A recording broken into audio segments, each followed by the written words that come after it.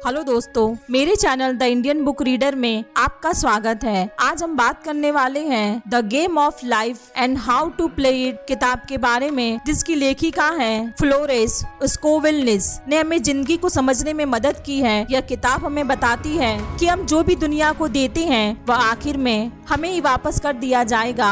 इसका मतलब यह है कि अगर हम प्यार देते हैं तो हमें बदले में प्यार ही वापस मिलेगा, लेकिन अगर हम नफरत देते हैं तो बदले में हमें नफरत ही महसूस करेंगे। हम जो भी दुनिया को देते हैं और हासिल करते हैं उसके जरिए में हम अपनी सच्चाई को आकार देते हैं। अकेलेपन की भावना को हासिल करने में मदद करती है, जिससे हम अपनी लाइफ में खुशहाल होकर अपना भविष्य उज्जवल बना सकते हैं। यह किताब 1925 में पहली बार प्रकाशित हुई थी। यह सिन की पहली किताब थी जिसे उन्होंने खुद ही प्रकाशित किया था, क्योंकि वह उनके लिए प्रकाशक नहीं ढूंढ पा रही थी। वह छोटी सी किताब में दुनिया भर हजारों लोगों को जिंदगी के पर्पसेस और अपनेपन की भावना को खोजने के लिए प्रेरित किया है। यह किताब बताती है कि जिंदगी एक लड़ाई नहीं बल्कि एक खेल है, देने और लेने का खेल। किताब की मदद से आप यह जान सकते हैं कि कैसे आपका माइंड और उसकी इमेजिनेशन फ्रीक्वेंसी जिंदगी के खेल में अहम भूमिका निभाती है। आप जो भी इमेजिन करते हैं या जिस पर भी अपना ध्यान देते हैं वह देर सवेरे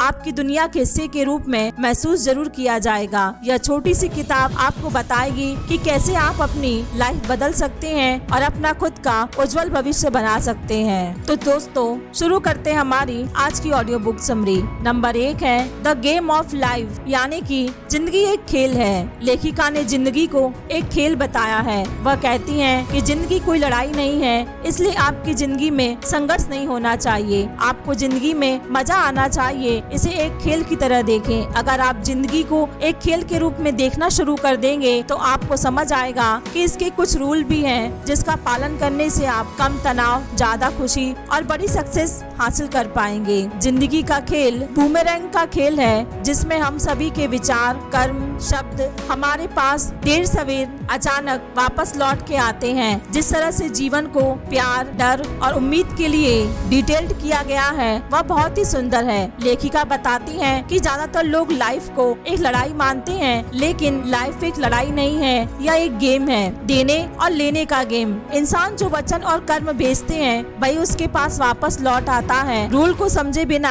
कोई भी गेम अच्छी तरह से खेला नहीं जा सकता है। लाइफ सबसे जरूरी गेम होने के नाते सीखने लायक है और इसे अच्छी तरह से खेलने के लिए इसका सबसे अच्छा फायदा उठाया। जैसा कि वे कहती हैं, आप सिर्फ एक बार जीते और अगर आप इसे सही तरह से करते हैं तो आप एक बार में ही पूरे होते हैं। लेखिका कहती हैं कि भरोसे वाला इंसान होना डर वाले इंसान होने से कई बेहतर है। उन्होंने उन चिन्हों को पाया जो उन्हें वह रास्ता दिखाते हैं जिसके बारे में उनका मानना था कि पुराने और नए नियम का पालन करना सबसे अच्छा है। आपको अपने थॉट्स, आपके द्वारा इस्तेमाल किए जाने वाले वर्ड्स और आखिर में अपने काम को बदलना होगा। अपने डिक्शनरी को ज्यादा प्रोडक्टिविटी के साथ बदलना निश्चित रूप से एक कदम आगे होता है, लेकिन आपको अपने बिहेवियर के साथ साथ अपने पॉजिटिव थॉट्स को भी देखना होगा। किताब में बताए गए लाइफ के 3 रूल्स हैं। नंबर 1 है लाइफ का सोशल क्लास। लेखिका बताती हैं कि हमारी लाइफ में 4 केंद्र बिंदु होते हैं जो हमारे आत्मसमर्पण की मांग करते हैं: वेल्थ, हेल्थ, लव और अपने आप की एक्सप्रेशन। अपनी लाइफ हिस्सों में से हर एक को आप जिस तरह से आकार देना चाहते हैं, आखिर में वही आपको एक यादगार और खुशी लाइफ वापस देगा। नंबर 2, खुशी आपका ईश्वरीय अधिकार है। जब भी आपको लगे आपको खुशी के लिए काम करना है तो याद रखें, खुश रहने के अधिकार के साथ पैदा हुए हैं। अपनी लाइफ को पॉजिटिविटी से भरें और रास्ते में हर छोटी गलती के लिए खुद को दोष देना बंद करें। नंबर 3 है कभी कभी आपकी डिजायर गलत होती है। बहुत से लोगों को कभी कभी यह गलत थॉट आता है कि वे क्या चाहते हैं। ऐसा तब होता है जब लोग उस आखिरी सिचुएशन का समाधान खोजने की कोशिश करते हैं जिसे वो खुद पूरा करना चाहते हैं। एग्जाम्पल के लिए अगर आप लोगों से पूछते हैं कि उन्हें खुश रहने के लिए क्या चाहिए, तो उनमें से ज्यादातर लोग कहेंगे कि उन्हें पैसे की जरूरत है। हालांकि जिंदगी की खुशी का पैसों से कोई लेना देना नहीं होता है। इन तीनों रूल्स का मतलब है आपकी जिंदगी ही सबसे ज्यादा कीमती है, इसलिए आखिरी रिजल्ट पर ध्यान दें। ईश्वर, ब्रह्मांड या जिससे आप यह कह सकते हैं, उसे आपको दिखाने के लिए कि आपके डिजायर को क्या वे पूरा कर सकते हैं, तो जिंदगी का मजा लें और खुल के जिए। नंबर 1 है लॉ ऑफ प्रॉस्पेरिटी। लेखिका जिंदगी के इस रूल में बताती हैं इमेजिन फैकल्टी जिंदगी के खेल में सबसे बड़ी भूमिका निभाती है, जिसका मतलब है कि इंसान को कुछ भी इमेजिनेशन करता है उसे अपनी लाइफ में देर सवेर वापस मिल ही जाता है। इसलिए हमें अपनी लाइफ में मनचाहे गोल्स को लगातार हासिल करने के लिए अच्छी इमेजिनेशन करना बहुत ही जरूरी होता है। इमेजिनेशन को डेवलप करने के लिए माइंड को समझाना बहुत ही ज्यादा जरूरी होता है।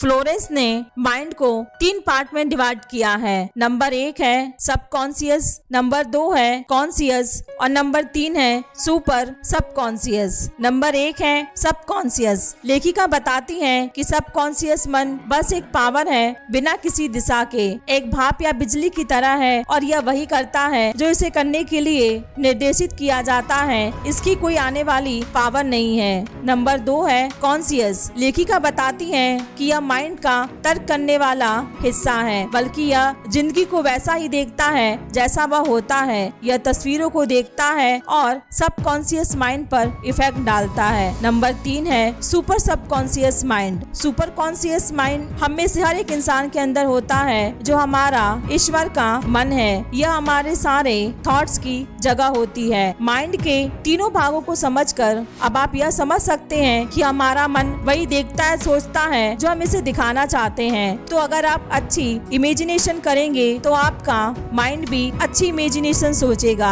इसके लिए आपकी मनचाही चीजों में अच्छी बातों को शामिल करें और इमेजिनेशन करना शुरू करें। आपका मन तब अच्छे रिजल्ट के रूप में आपके सामने नजर आएगा और आपको जिंदगी में भी पॉजिटिव और अच्छे रिजल्ट ही मिलेंगे। नंबर 2 है पावर ऑफ वर्ड्स, यानी कि शब्दों की शक्ति। लेखिका इस रूल में हमें बताती हैं जो कोई भी वर्ड की पावर को नहीं जानता है वो टाइम के पीछे है। हम में से हर एक के पास खुद के साथ एक लगातार बातचीत होती है, लेकिन हमें कभी यह महसूस नहीं होता है कि हम इसे कैसे इफेक्ट करते हैं। जिस तरह से हम अपनी जिंदगी जीते हैं और हम अपने आप से जो भी शब्द कहते हैं वह हमारे सबकॉन्शियस माइंड में सच्चाई के रूप में आते हैं। इसलिए हमें अपने आप से या दूसरों से बोले जाने वाले अंदरूनी या बाहरी शब्दों का हमेशा ध्यान रखना चाहिए। लेखिका कहती हैं कि शब्दों की शक्ति अपार है, इसलिए इस बात से सावधान रहें कि आप अपने को कैसे अभिव्यक्त करते हैं और हमेशा नेगेटिव वर्ड्स का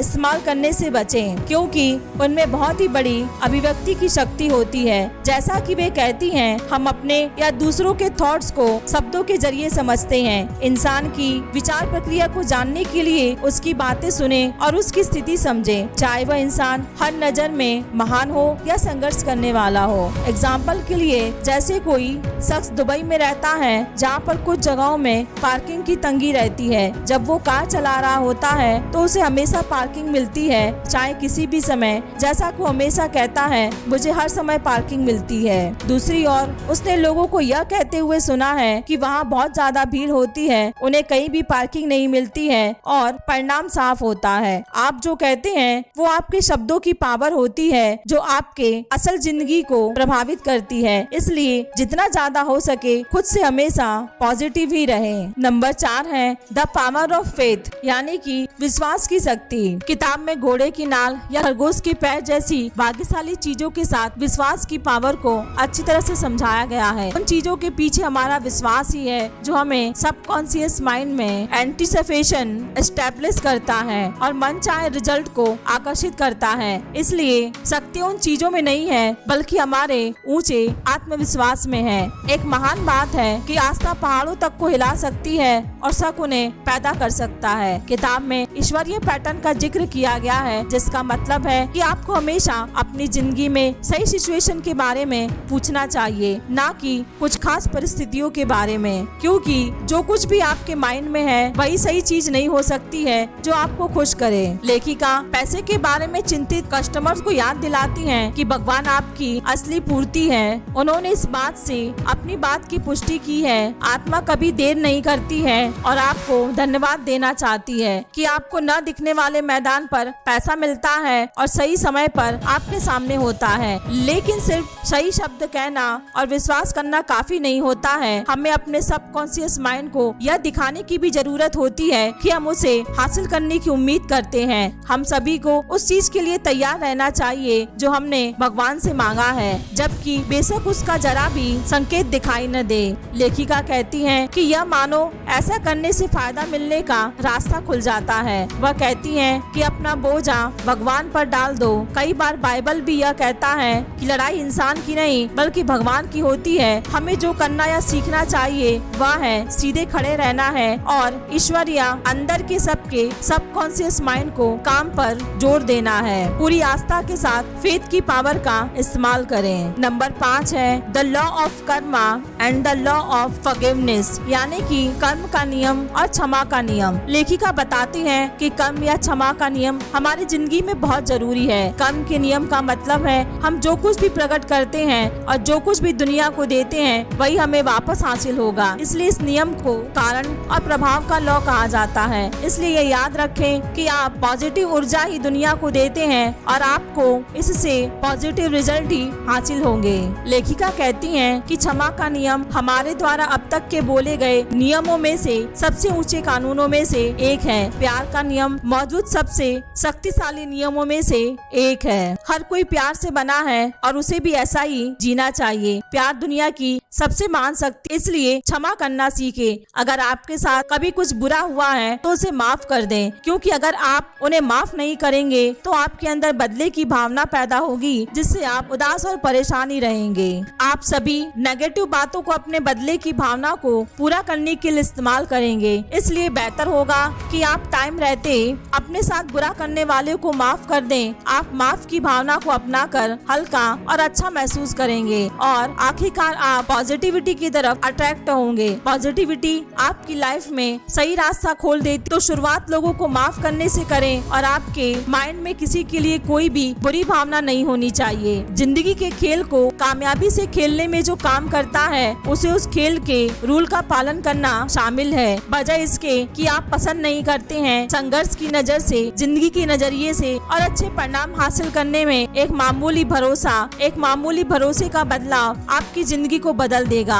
नंबर 6 है इंट्यूशन एंड गाइडेंस, यानी कि अंत ज्ञान और मार्गदर्शन। लेखिका बताती हैं कि अंत ज्ञान एक आध्यात्मिक विभाग है और यह व्याख्या नहीं करता है, लेकिन आपको रास्ता बताता है। कई बार ऐसा भी होता है कि जब हमारा माइंड कुछ खास करने का होता है और हमारा दिमाग सभी बहसों के साथ विरोध करता है, हम अभी भी अंत ज्ञान करते हैं और बाद में यह महसूस करते हैं कि यह करना सही था और यह हमें अपने लक्ष्य के करीब ले जाएगा। और यहाँ कुछ ऐसा होता है कि आप कुछ कहो और वह आपको मिल जाए। अगर हमें यह करना है तो हमें यह बताने के लिए एक निर्धारित प्रमुख के साथ हमें जो चाहिए वह हमें पूछना चाहिए। ब्रह्मांड के पास ऐसे तरीके हैं जिनसे वह काम करने, जानने और कुछ विशेष करने के लिए आपका मार्गदर्शन करेगा। लेखिका का मानना है कि उपहार सबसे अच्छा निवेश है और जो आप कर सकते हैं। उपयोग का नियम उपहारों पर जोर देता है। इस बात पर भरोसा रखें, आपके लिए सबसे अच्छा ही आ रहा है और वह जरूर आएगा। लव लाइफ और लाइफ आपको प्यार करेगी, मतलब प्यार दोगे तो आप प्यार पाओगे। इन सब बातों के बारे में आपने पहले ही सुना होगा, लेकिन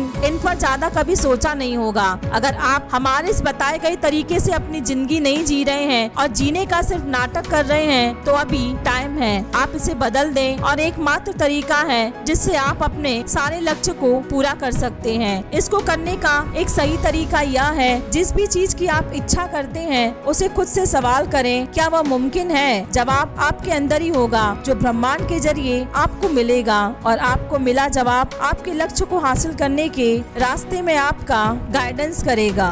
नंबर 7 है absolute self expression of divine design, यानी कि पूर्ण आध्यात्म अभिव्यक्ति या दिव्य डिजाइन। लेखिका बताती हैं कि आत्म अभिव्यक्ति हमारे अंदर दिव्य डिजाइन बनने के लिए कुछ जगह देती है। जैसे हम सभी के लिए कुछ लक्ष्य हासिल करने हैं, मतलब इंसानों की यह सबसे ऊंची मांग होनी चाहिए, वह इस दिव्य रचना को अपने सामने प्रकट होने दें। हमें सिर्फ कुछ मांगना चाहिए, अगर वह ईश्वरीय अधिकार में से होगा तो वो आपको जरूर मिलेगा।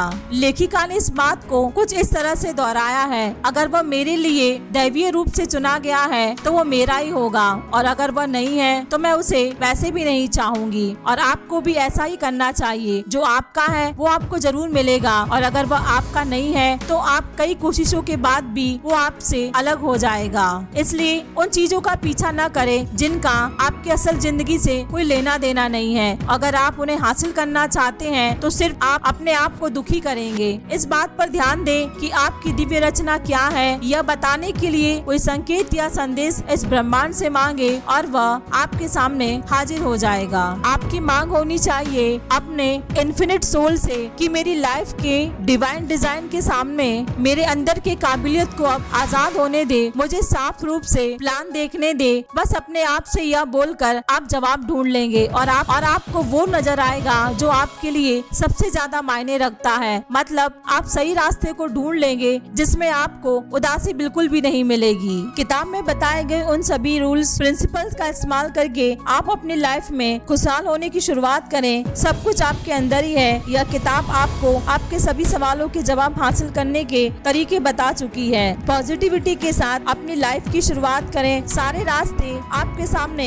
खुद ब खुद आ जाएंगे। The game of life and how to play it किताब में हमें जिंदगी के बारे में पता चला। हमने सीखा कि कुछ ऐसे रूल्स और प्रिंसिपल का इस्तेमाल करके हम अपनी लाइफ को खुशहाल बना सकते हैं। जिंदगी को खेल की तरह जीने के लिए आपको किताब में बताए गए उस खेल को खेलकर हर एक पहलू का मजा ले। जिंदगी का खेल वास्तव में बहुत पेचीदा हो गया है और किसी को भी अगले कदम में बचने के लिए वास्तव में अपने स्किल को सुधारने की आवश्यकता है। किताब हमें यह बताती है कि हम दुनिया को जो कुछ भी देते हैं वह अंत में हमें वापस मिल जाएगा, जिसका अर्थ है कि अगर हम प्यार देंगे तो हमें प्यार वापस मिलेगा, लेकिन अगर हम नफरत देंगे तो बदले में हमें नफरत महसूस होगी। तो दोस्तों, ये थी मेरी आज की ऑडियो बुक समरी। आपको कैसी लगी मुझे कमेंट करके जरूर बताइए। साथ ही मेरे चैनल को लाइक, शेयर और सब्सक्राइब कीजिए और अपने दोस्तों के साथ शेयर करना ना भूलें। धन्यवाद।